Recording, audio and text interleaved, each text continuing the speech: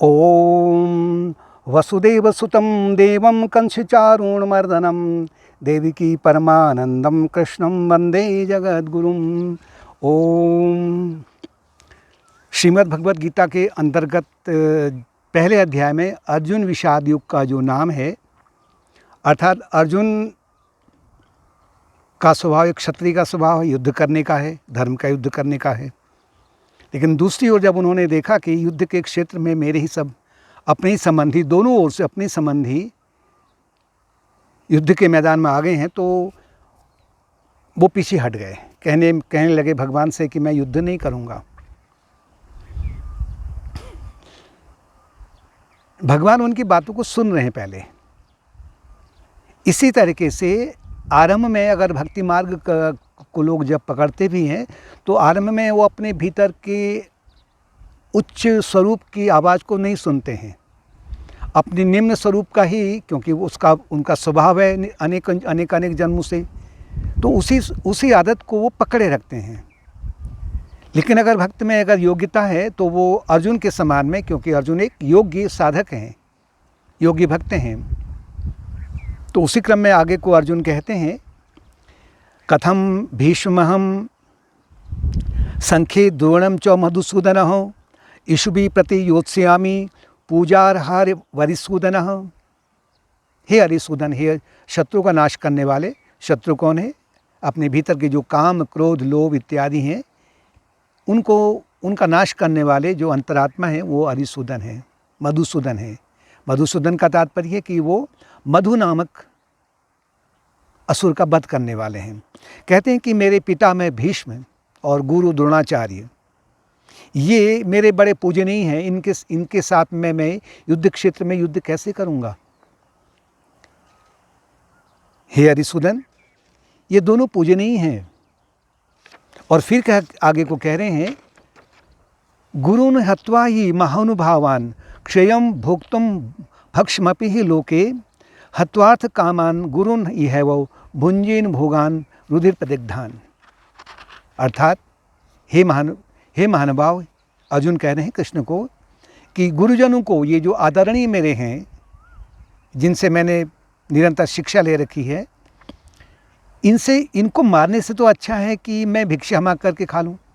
यानी कि वो संन्यास मार्ग को अपनाना चाह रहे हैं युद्ध के क्षेत्र में। यदि मैं इन लोगों को मारता हूँ तो इस लोक में मेरे जो सभी ऐश्वर्य हैं, क्योंकि अगर मैं युद्ध में जीत जाऊंगा तो मेरे को निरंतर ये एक प्रकार की एक मन में व्यथा रहेगी, और मेरे जो ऐश्वर्य हैं वो रक्त से सने होंगे। और फिर ये भी कह रहे हैं, मैं ये भी नहीं जानता कि श्रेष्ठ क्या है मेरे लिए, मैं भिक्षा जो मांगूं या युद्ध करूं। ये अर्जुन के अनेक प्रकार के तर्क हैं कृष्ण भगवान के सामने। और मैं ये भी नहीं जानता हूं कि इस युद्ध में विजय किसकी होगी। जबकि आगे वाले श्लोकों में, अगले अध्याय में भगवान कृष्ण कहते हैं कि अगर तू युद्ध में अगर पराजित भी हो जाता है तो तेरी कीर्ति, तेरा यश निरंतर फैलते रहेगा। और अगर तुम्हारा अगर पराजित नहीं होता है, तो युद्ध में विजय प्राप्त कर लेता है, तो फिर जो संसार के भोग हैं उनको तो भोगेगा। कहने का तात्पर्य है कि जो साधना का मार्ग है, साधना मार्ग में अगर मृत्यु से पहले अगर मुक्ति नहीं मिली, परमात्मा प्राप्ति नहीं हुई, तो उस भक्त को घबराने की आवश्यकता नहीं है। अगले जन्म में फिर वो अपनी साधना को वहीं से आगे बढ़ाता है, यानी कभी वो क्षय नहीं होता उसका। और माना अगर उसे इसी जन्म में मृत्यु से पहले अगर उसे मुक्ति प्राप्त हो गई, आत्मज्ञान प्राप्त हो गया, तो वो इस जगत में सम्राटों का सम्राट बन करके भ्रमण करता है। कह रहे हैं धृतराष्ट्र की ओर जो ये लोग हमारे मुकाबले में खड़े हैं, इन्हें मार करके मेरे जीने की इच्छा नहीं है। कृष्ण भगवान को अर्जुन कह रहे हैं। अर्जुन कह रहे हैं मैं सन्यासी बन जाता हूँ। यानी अधिकांश लोग अगर जब थोड़ा सा उनके सर पर किसी तरह का सांसारिक उत्तरदायित्व आ जाता है, तो वो प्रकार से योग्यता नहीं होने पर भी वो सन्यास ले लेते हैं, सन्यास धारण कर लेते हैं।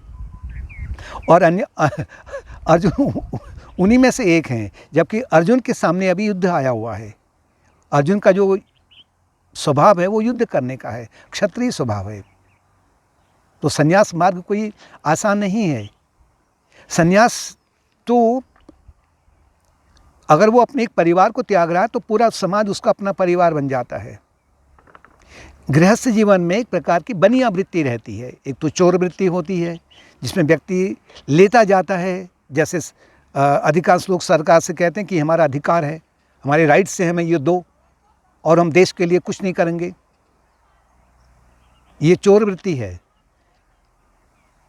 बनिया वृत्ति है कि मैंने दिया है तो मैंने उतना ही मैं लूँगा भी, कहीं उससे कुछ ज़्यादा भी लूँगा। जैसे दुकानदार के पास जाते हैं, बन्नी के पास जाते हैं, तो जो हम पैसा देते हैं वो उसके बदले हमें जो सामान देता है उसके बदले उससे कुछ प्रॉफिट मिलता है। ये बनिया वृत्ति है। गृहस्थ जीवन में कि लेन देन, आपस में जो लेन देन है वो चलते रहता है, लेकिन ये चोर वृत्ति से उन्नत है। लेकिन जो भिक्षावृत्ति या संन्यास का जो नियम है वो उसे कहते हैं भिक्षावृत्ति।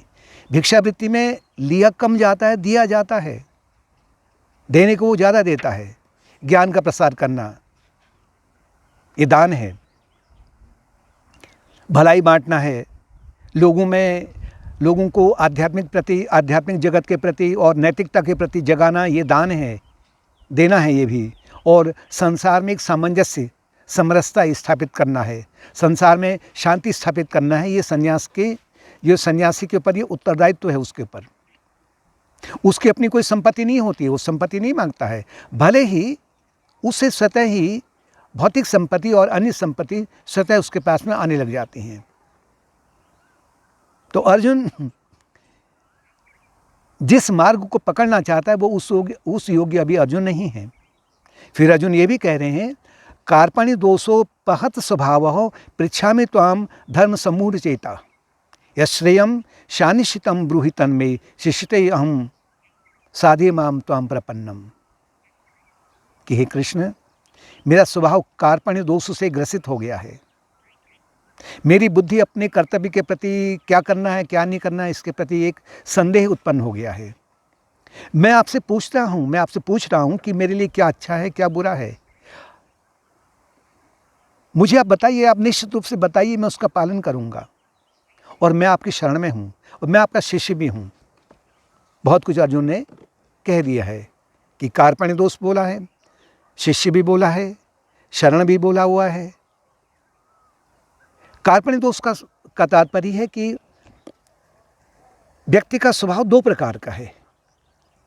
एक तो जो अनंत जन्मों से स्वभाव चले आ रहा है कि मेरा इस परिवार में जन्म हुआ है, मैं शरीर हूँ, इस कुल का हूँ, इस जाति का हूँ, और यहाँ आकर के मुझे थोड़े से अपने जो बाहरी कर्तव्य कर्म हैं उन्हें पूरे करने हैं, और मुझे संसार में रह करके सुख सुविधाओं की आवश्यकता के लिए मैं संसार के भोगों को एकत्र करूँ। ये कार्पण्य दोष है, यानी कंजूसीपना है। जबकि दूसरी ओर उसका जो स्वभाव है, उसके भीतर का जो स्वभाव है, उसके आत्मा का जो स्वभाव है वो है कि वो अनंत है, आत्मस्वरूप है, वो नित्य मुक्त है, सदा शांत स्वरूप है, आनंद स्वरूप है, वो प्रेम स्वरूप है, उसका जन्म और मृत्यु नहीं होता है। इस स्वभाव का अधिकांश लोग भूल जाते हैं।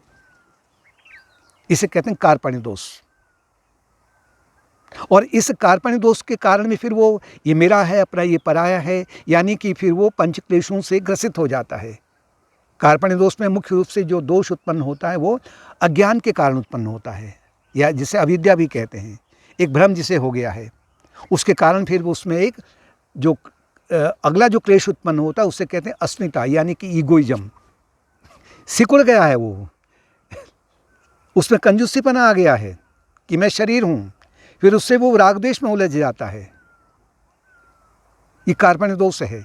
जबकि दूसरी ओर उसके सामने अगर वो उन्नत योगियों के संग में रहे, उनकी वाणी का श्रवण करे और अपने जीवन को आगे बढ़ाने के लिए निरंतर आत्मचिंतन करे, तो वो उस कार्पण्य दोष से दूर हो सकता है।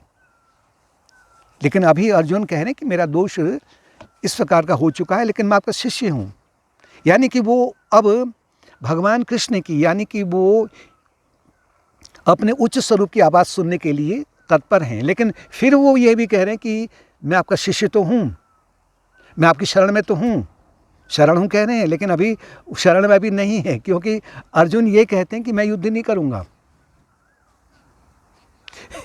यानी कि उनके वाक्यों में विरोधाभास हो रहा है। आरंभ में यही प्रत्येक साधक की होती है कि वो अपने निम्न स्वरूप की सुनता है और उच्च स्वरूप की सुनने को वो थोड़ा सा वो